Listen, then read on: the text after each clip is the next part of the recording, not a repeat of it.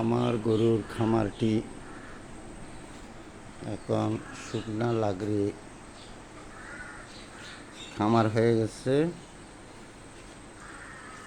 গরু নাই বলে মাত্র 2টি গরু আছে এত বড় একটি শেডে।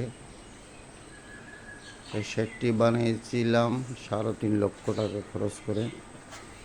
বর্তমান আমার এখানে গরু নেই, শুধু 2টি গরু আছে। এখন আমি এটাকে লাগরির খামার করে ফেলছি। যখন গরু কিনব তখন হয়তো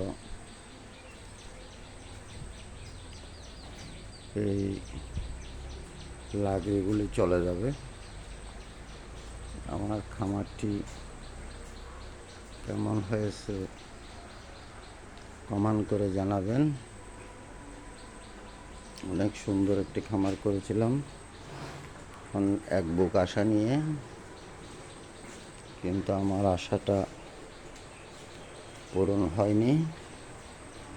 ধীরে ধীরে আপনাদের দোয়ায় হয়তো আমি খামারটি গড়ে তুলতে পারবো। হচ্ছে 2টি বাচ্চা, ষাঁড় বাচ্চা। আপনারা